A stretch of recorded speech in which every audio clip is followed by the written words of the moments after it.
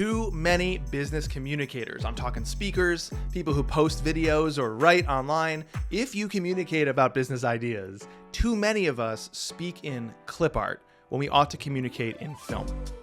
Here's what I mean. A lot of people will talk about, in general, marketers today are struggling with.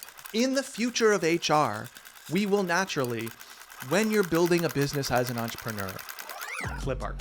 If I said to you, I walked to the corner store, clip art, you can see a vector image of a storefront, with the awning and the two doors floating in a void, maybe with that gray and white checkered background.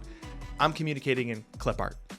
Now, some of us evolve. Some of us start telling stories. But to tell an effective story, we have to evolve further than most of us are comfortable, because most of us stop at stock photography. We're not clip art. We're telling a story. This is Brienne, and Brienne is the head of HR at a global brand. And one day, Brienne was up for a very important promotion. That's kind of a story. One day, there's a character, she wants something, there might be a story there. But the way I just delivered it is kind of stock photography. Or I would tell you about the corner store, this old, rundown, single location, family-owned corner store with metal gates in the front. Stock photography. I've given you some context around the central character or thing, so the clip art is now placed into a single scene, but the scenes are not unfolding. There is no film. If I wanted to tell you a story, I would tell you about a time that something happened and there was forward progress, rising tension, and a resolution. The other day, I really wanted a snack. And so I walk out my front door and I'm like in my cave all day in the office, and I'm like blinded by the sunlight, and I like put my sunglasses on. And I saw in front of me there a little bunny, and that bunny looked at me, kind of sniffed his nose, and hopped up this little grassy knoll and over the top. And so I followed it, and on the other side, I saw like a bunch of trash, like bright neon, like purple and green, just litter.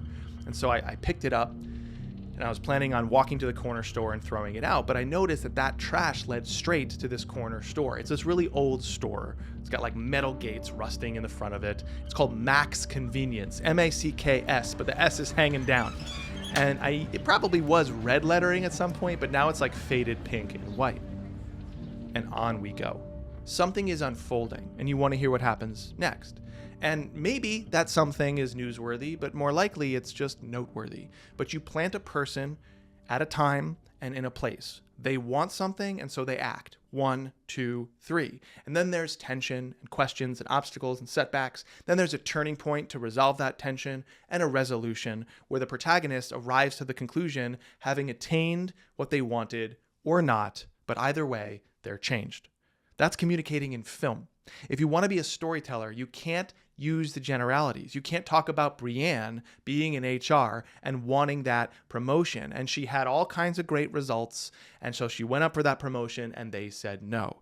Tell me more about Brienne. What is she feeling? Activate the 5 senses. And how is she feeling when she's going up for that promotion? And what is she noticing in the room? And as she sits down and that person starts to speak, this happens, then this happens, then this happens. And where does this go?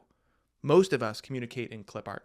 Some of us, the storytellers, start to communicate in stock photography.